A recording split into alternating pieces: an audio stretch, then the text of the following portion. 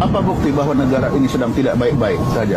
Saya 30 tahun di intelijen. Intelijen bilang menghancurkan negeri ini, hancurkan dari sistem hukumnya. Salah satu sistem hukum yang ada kita punya itu apa? Polisi. Memangnya polisi lagi baik-baik sekarang? Siapa yang bilang polisi baik-baik sekarang? Mulai dari kasus Sambo, kasus Minahasa, ini belum selesai, kasus Bodong belum selesai, muncul yang kemarin. Itu kalau dilihat dari ilmu gunung es, itu hanya sepertiga di permukaan, 2/3 pasti nggak benarnya.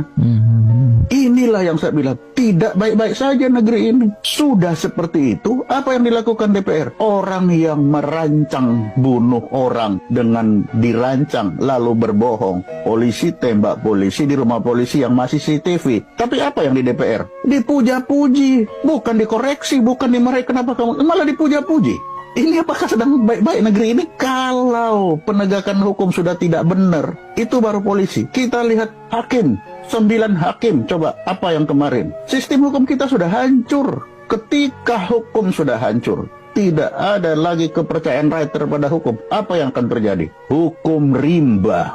Kalau hukum rimba, siapa yang di depan? TNI pasti itu akan mengendalikan negeri ini kalau hukum rimba ini terlaksana.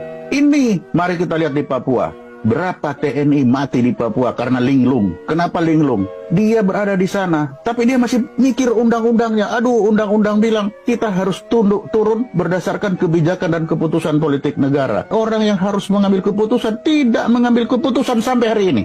Katanya di sana KKB. Apa KKB? Kelompok kriminal bersenjata. Kriminal kok tiap hari bisa bunuh TNI? Apa kriminal? Nah, dia bilang kami ini Tentara Pembebasan Nasional Papua Barat. Itu sudah pengakuan lah. Kalau sudah Tentara Pembebasan Nasional Papua Barat, maka mereka itu sudah masuk pemberontak.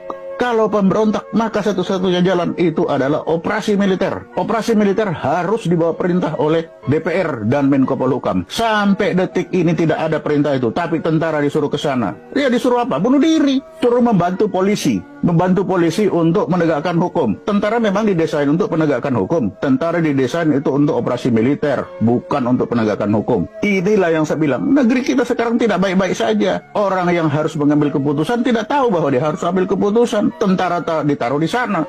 Sudah ditaruh di sana, ya coba. Baru tulisan saja sudah rame. Apalagi nanti dia bertindak. Ini yang bicara juga Anda pakai pikiran itu, coba. Coba dia suruh taruh di Papua.